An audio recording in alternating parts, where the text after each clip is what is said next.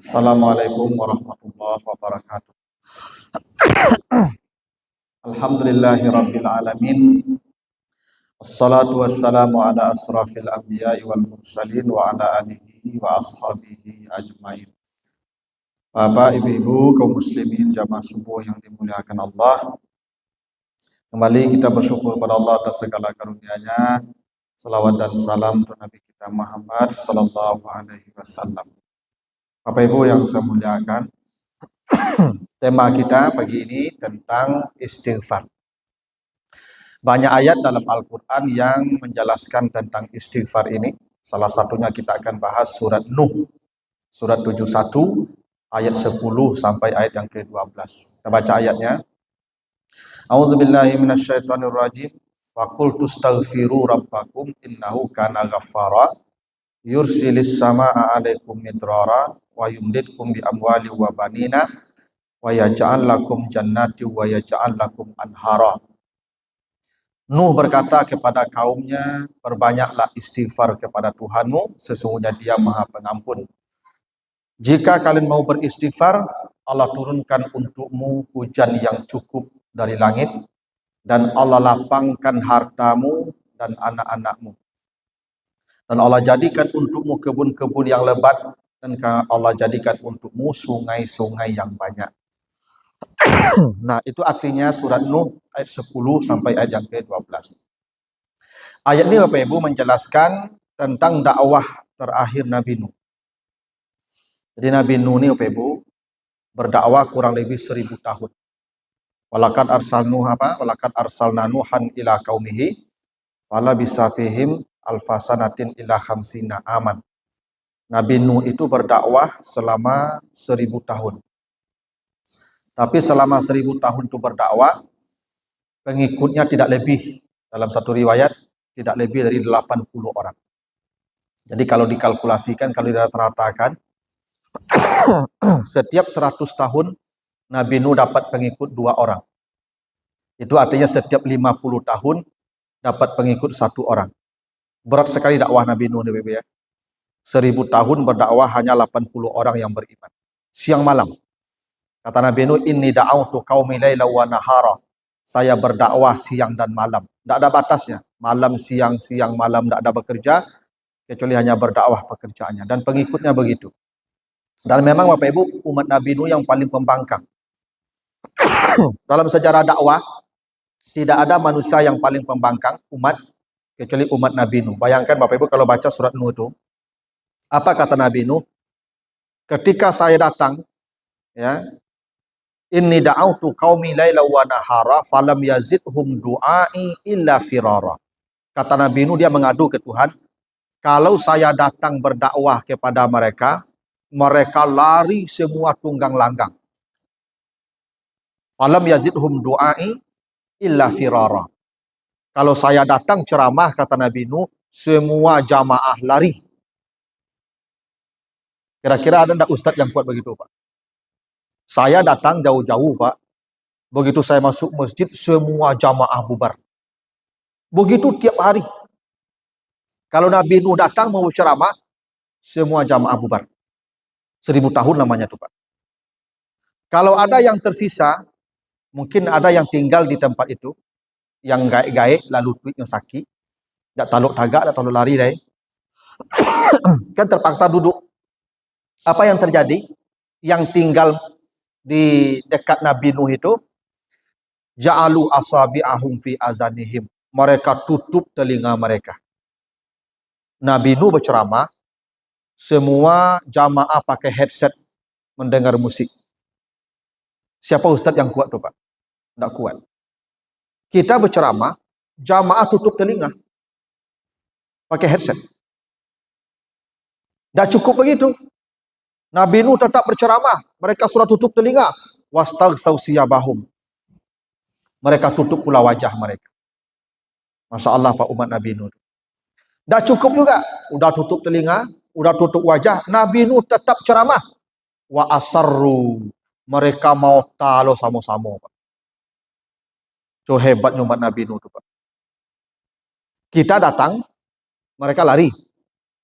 Kalau ada yang tinggal, tutup telinga, tutup wajah, ngobrol pula sama-sama mereka. 1000 tahun namanya. Maka kata Nabi Nuh kepada Tuhan, Tuhan, tidak kuat saya lagi. Sudah, hancurkan mereka. Maka kata Allah ke Nabi Nuh, begini, tolong sampaikan kepada mereka pesan terakhir saya. Ini dakwah terakhir. Apa yang harus kau sampaikan? Faqultu astaghfiru rabbakum. Sekarang cukup kalian istighfar. Perbanyaklah minta ampun. Astaghfirullah. Cukup. Tidak perlu beribadah. Tidak perlu beramal saleh. Cukup katakan astaghfirullah. Itu kata Nabi Nuh ya kepada umatnya. Nah, istighfar ini apa Ibu? Istighfar ini secara harfiah artinya kita minta kepada Allah agar dosa-dosa kita ditutupi Allah. Jadi kata istighfar itu dari kata ghafara. Ghafara itu artinya menutupi. Istighfar itu artinya minta tutup. Bukan dihapus, ditutup. Apa yang ditutup? Satu, dosa ini Bapak Ibu membawa dampak buruk. Baik bagi pelaku maupun bagi orang lain. Bagi pelaku, salah satu dampak dosa itu adalah membuat hati kita gelisah. Karena Nabi ditanya, ya Rasulullah, apa itu dosa? Kata Nabi, mahaka fi sadrik. Dosa itu yang membuat hatimu tidak tenang. Jadi kalau hati Bapak Ibu tidak tenang, gelisah, itu tanda banyak dosa. Semakin banyak dosa kita, semakin gelisah hati kita. Ibu-ibu kalau bercakap, kalau bertangka, jo suami, jo apa, lemu lalu atau enggak. Kenapa? Berdosa tu. Dosa tu gelisah kita. Maka ya Allah, tolong tutup dampaknya. Tuh istighfar. Begitu juga tolong tutup dosa ini dari saya nanti di akhirat. Karena semua dosa kita akan diperlihatkan kepada kita. Wa may ya'mal misqala dzarratin syarran yarah. Sekecil apapun dosa yang pernah Bapak Ibu perbuat akan diperlihatkan. Nih. Makanya manusia ketakutan di padang mahsyar. Wujuhu yauma idzin khashi'ah. Semua wajah tertunduk takut. Kenapa? Akan diperlihatkan dosa kepadanya. Bukan hanya kepadanya, kepada orang banyak pun dipertontonkan dosa-dosanya. Apa kata Allah? Yaumatu belas sarair. Pada hari itu, semua dosa akan dipublikasikan kepada orang banyak. Saya nih Bapak Ibu mendengar ceramah saya, karena Allah masih menutupi dosa saya. Andai dibukakan dosa-dosa saya, bubar. Kita minta, ya Allah, tutupi dosa saya. Tutup dampaknya ke saya, tutup nanti di akhirat ke saya, tutup di akhirat kepada orang banyak. Termasuk tutup dampak dosa untuk anak cucu saya dan orang lain. Karena dosa satu orang itu berdampak ke banyak orang. Apa buktinya? Umat Nabi Saleh dihancurkan semua. Fadam dama alaihim rabbuhum bizambihim fasawaha. Tidak ada satupun umat Nabi Saleh yang disisakan Allah dihancurkan. Padahal yang bersalah dari umat Nabi Saleh itu hanya 9 orang. Wa kana fil madinati tis'atu rahtin yufsiduna fil ard, kata Allah. Umat Nabi Saleh yang membunuh onta Allah itu hanya 9 orang. Tapi yang lain diam. Saya akan menyetujui. Maka semua dihancurkan Allah. Apa maksudnya? Dosa satu orang, dosa beberapa orang akan membawa kehancuran kepada semua orang. Ya Allah, andai saya berdosa, jangan dosa saya ini berdampak pada anak cucu saya, pada keluarga, pada orang lain. Itu namanya istighfar secara harfiah. Jadi istighfar itu kita minta, ya Allah tolong tutup dosa saya. Baik untuk saya maupun untuk orang lain. Itu secara harfiah makna istighfar. Nah kata Allah, kalau kalian mau beristighfar, kalau di akhirat janjinya surga. Nanti baca surat Az-Zariyat ayat 15 sampai 18. Apa kata Allah? Innal muttaqina fi jannati wa uyun. Orang-orang takwa ditempatkan Allah di sorga-sorga dengan mata air yang banyak. Siapa mereka yang masuk sorga itu? Kata Allah, baca di ayat 18-nya, wabil ashari hum yastaghfirun, menjelang sahur, menjelang azan subuh, di waktu menjelang fajar, mereka banyak beristighfar kepada Allah. Ini Bapak Ibu ya, waktu menjelang azan subuh itu tolong banyak istighfar. Kata Allah, Allah janjikan sorga khusus bagi orang yang beristighfar, wabil ashari hum yastaghfirun. Menjelang sahur, menjelang azan subuh berkumandang, sesaat menjelang fajar datang, mereka banyak beristighfar kepada Allah. Astaghfirullah, sorga. Memang begitu janji Allah. Allah sebut begitu janjinya. Ya. Itu untung jauh nanti. Tapi untung dekat ada. Apa untung dekat? Kata Allah, lewat lisan Nabi Nuh. Kata Nabi Nuh, kalau kalian istighfar, bukan hanya Tuhan mengampuni dosamu, yursilis sama'a alaikum midrara, Allah turunkan hujan yang cukup. Dulu umat Nabi Nuh itu pekerjaannya bertani. Kalau kalian banyak istighfar, turun hujan. Karena umat Nabi Nuh ini, Bapak Ibu, sebelum dihancurkan Allah, itu 2 tahun hujan tidak turun-turun.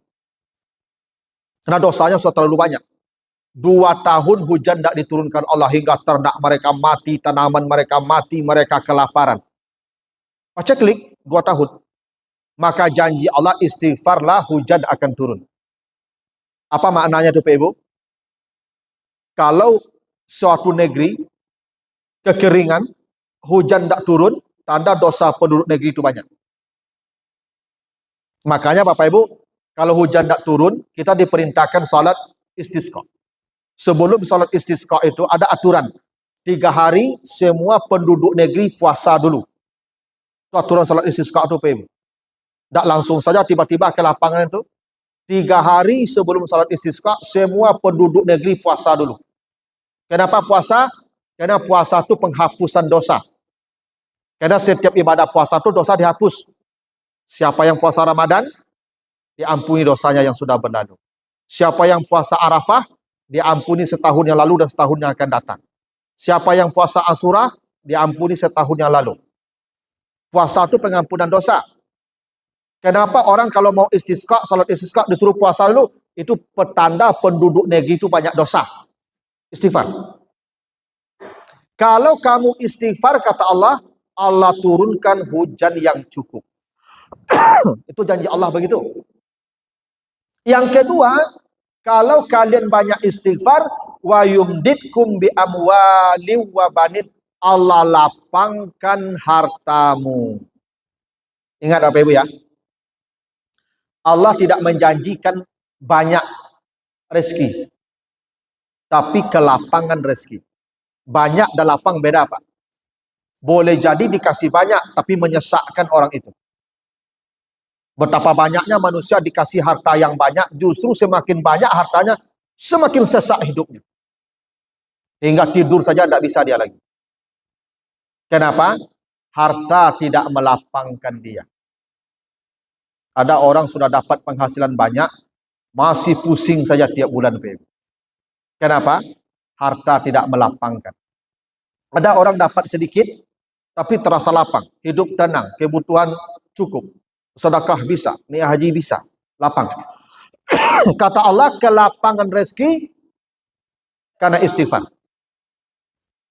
Kalau Bapak Ibu terasa sampai duit ke, terasa sampai rezeki, tidak pernah cukup, terasa sebanyak itu diagih Tuhan, tanda dosa banyak, istighfar kurang.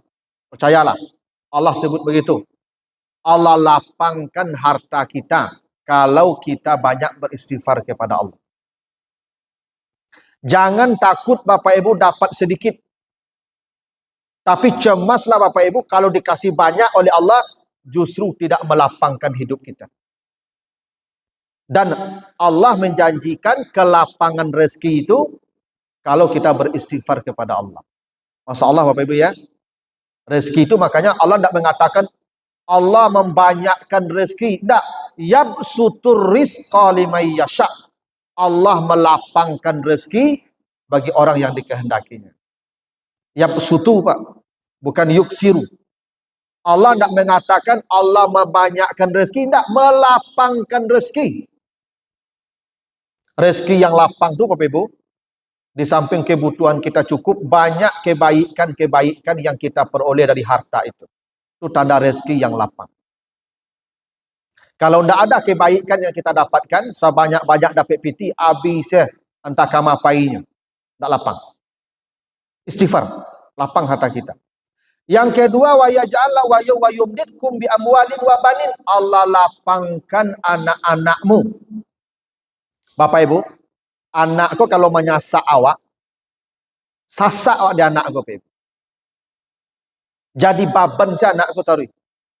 Tak pernah mendatangkan kelapangan dalam hidup awak. Jangan salahkan anak itu. Ibu bapak yang banyak dosa itu. Bapak yang kurang istighfar itu. Ada orang punya anak satu, hidupnya terasa lapang. Rasa punya anak 10, nyaman hidupnya. Itu anak yang lapang itu. Ada orang punya anak 10, menyusah saja. Sampai tua menyusah orang tua. Itu anak yang tidak membawa kelapangan hidup itu. Jangan salahkan anak itu. Kitanya yang salah tuh. Dosa kita akan berdampak pada anak-anak kita. Jadi kalau ada ibu punya anak, punya cucu, tangka, mada, tidak mengerti dikecek, ya kan, sasak awak dia. Nah, jadi salahannya. Bapak yang kurang istighfar tuh. Bapak yang banyak dosa tuh. Karena dosa orang tua itu mempengaruhi anak-anaknya. Makanya kata Nabi Nuh, kalau kalian beristighfar, Allah lapangkan anak-anakmu. Lalu kata Allah, wa yaj'alakum jannatin, Allah banyakkan, Allah tumbuhkan kebun-kebun yang lebat. Kalau Bapak Ibu menanam sesuatu, tiuk yang ditanam mati panjang saja, tidak mau duitnya. Nah, itu banyak dosa tuh. Makanya ibu-ibu kalau menanam sesuatu, tiuk yang ditanam mati panjangnya, kata orang kampung bu, angek tangannya tuh. Baku angek tangannya, dosa banyak. Ya. Dosa banyak tuh. Coba lah ibu tanam loh. Kalau mati yang ibu tanam tuh banyak dosa ibu. Tapi kok rancak tumbuhnya tanaman tuh, itu tanda dosanya nak dole tuh. Itu ciri-ciri orang yang banyak dosa tuh, ibu tiuk tanam mati. Itu ciri orang banyak dosa tuh. Karena kata Allah kalau dia istighfar, Allah tumbuhkan kebun-kebun yang lebat. Tanaman itu gampang tumbuhnya. Itu rahasia istighfar di dunia ini, Bapak. Masalah ya. Dan yang terakhir kata Allah, wa yaj'al lakum anhara. Allah berikan untukmu sungai-sungai yang banyak. Sungai yang banyak itu apa maksudnya, Bapak Ibu? Sumber-sumber kehidupan yang banyak. Dulu sumber kehidupan itu, Bapak Ibu, sungai. Karena hidup orang bertani. Jadi sungai itu kalau sudah kering, habis. Tidak ada kehidupan lagi itu. Itu makanya dulu semua peradaban besar di pinggir sungai. Peradaban sungai Nil, peradaban sungai Mesopotamia, peradaban sungai di Cina, sungai Kuning. Hampir semua peradaban besar itu di pinggir sungai. Kenapa di pinggir sungai peradaban? Karena di sungai-sungai itu ada kehidupan. Kata Allah, kalau kamu banyak istighfar, Allah banyakkan sumber-sumber kehidupan untukmu. Jadi kalau susah mata pencarian, Bapak Ibu, tidak ada nampak mata pencarian yang apa dan kadi kakuk, tidak ada yang menjadi lah, itu tanda dosa lah banyak tu. Allah tutup pintu-pintu rezeki kita. Itu kalau kita jarang atau kurang beristighfar kepada Allah. Jadi istighfar ini Bapak Ibu bukan hanya untuk urusan akhirat. Untuk urusan dunia ini istighfar penting. Dan yang paling hebat lagi Bapak Ibu, apa kata Allah di cerita Nabi Hud? Ketika Nabi Hud menasihati umatnya, istaghfiru rabbakum, perbanyaklah kamu istighfar kepada Tuhan, wa yazidkum quwwatan ila quwwatikum. Kalau kalian banyak beristighfar, Allah tambahkan kekuatan badanmu. Bapak Ibu, kekuatan badan kita ini ternyata dipengaruhi dosa kita. Kalau Bapak Ibu acuk sakit, gampang sakit, tiuk sabanta sakit, kemungkinan dosanya banyak. Ya. Karena penyakit itu, kalau kita tidak beristighfar, cara Allah menghapusnya dengan penyakit. Makanya kata Nabi, mamin syaukatin yusaku bihal abdu illa muhiyat biha khatayahu. Tidak ada satu duri pun yang menusuk badan seseorang, kecuali rasa sakit yang ditusukkan ke durinya, ke badannya itu, Allah hapus dosa-dosanya. Bapak Ibu kalau banyak penyakit, itu kurang istighfar. Karena kata Nabi, orang kalau banyak istighfar, kata Allah, kalau orang banyak istighfar, wa yazidkum kuwatan ila kuwatikum, dikuatkan badannya oleh Allah. Diberikan fisik yang kuat oleh Allah. Kenapa orang kalau istighfarnya banyak, badannya dikuatkan? Nabi kan ditanya tadi, apa itu dosa? Kata Nabi, dosa itu yang membuat hatimu tidak tenang. Maha kafis sadrik. Kalau hati tidak tenang, tidur terganggu, makan terganggu. Akibatnya apa? Daya tahan tubuh menurun. Kalau daya tahan tubuh menurun apa? Penyakit banyak. Itulah hubungannya dosa dengan penyakit, dan itulah hubungan istighfar dengan kekuatan fisik. Orang yang banyak dosa itu fisiknya akan menurun. Orang yang banyak istighfar, fisiknya akan bertambah kuat. Masya Allah Bapak Ibu, istighfar ini bukan hanya soal surga di akhirat, di dunia ini. Makanya orang yang jarang sakit itu Pak, istighfarnya banyak. Nabi tidak ada sakit Pak. Nabi itu tidak ada sakit. Sakit Nabi itu menjelang wafat saja 4 hari. Jumat Nabi sakit, Jumat, Sabtu, Minggu, Senin Nabi meninggal dunia. Nabi tidak pernah sakit. Kenapa? Kata Nabi, saya ini pernah malas. Inilah yuran, saya ini pernah malas. Tapi semalas-malasnya saya di hari itu, 70 kali istighfar saya. Nabi itu Bapak Ibu kata beliau, semalas-malasnya saya, 70 kali istighfar saya. Itu di hari yang paling malas. Bayangkan di hari yang tidak malasnya Bapak Ibu, sebanyak apa istighfarnya itu. Padahal Nabi itu tidak berdosa lagi, sudah maksum. Tetap turun ayat untuk beliau. Iza ja'a nasrullah wal fath wa ra'aitan nasa yadkhuluna fi dinillahi afwaja fasabbih bihamdi rabbika wastaghfirhu. Untuk Nabi. Bapak Ibu, kita banyak dosa. Setiap hari berdosa. Berapa banyak istighfar kita Pak? Nabi tidak berdosa. Istighfar beliau paling malas 70 kali sehari. Wajar Nabi itu jarang sakit dan tidak pernah sakit. Karena janji Allah, kalau kalian banyak istighfar, wa yazidkum kuwatan ila kuwatikum, Allah tambahkan kekuatan badanmu. Tuh, istighfar Bapak Ibu ya. Keuntungan istighfar. Surga nanti urusannya. Yang di dunia ini, itu untung istighfar yang dekat. Maka perbanyaklah istighfar Bapak Ibu. Macam istighfar tuh. Astaghfirullah, astaghfirullahalazim, astaghfirullahalazim allazi la ilaha illa huwal hayyul qayyum wa atubu ilaih. Ada istighfar Nabi Adam, Rabbana zalamna anfusana wa illam taghfir lana wa tarhamna lanakunanna minal khasirin. Ada istighfar Nabi Yunus, la ilaha illa anta subhanaka inni kuntu minaz zalimin. Dan ada puncak istighfar yang oleh Nabi disebut Sayyidul Istighfar. Bila dibaca pagi hari sekali, mati menjelang sore masuk surga. Bila dibaca sore hari sekali, mati menjelang pagi masuk surga. Apa itu? Allahumma anta rabbi, la ilaha illa anta, khalaqtani wa ana abduka, wa ana ala ahdika wa wa'dika, mastata'tu Allahumma inni a'udzubika min syarri ma sana'tu, abu'u laka bi ni'matika alayya, wa abu'u bi dzambi faghfirli, fa innahu la yaghfiruz dzunuba illa anta. Bapak Ibu, baca pagi ini sekali, mati menjelang malam masuk surga. Baca sore sekali, mati menjelang pagi masuk surga. Itu hebatnya istighfar. Bacalah istighfar sebanyak-banyaknya, dan Allah telah menjanjikan keuntungan dunia akhirat. Begitu, mudah-mudahan ada manfaatnya Bapak Ibu. Lebih kurang mohon maaf. Wassalamualaikum warahmatullahi wabarakatuh.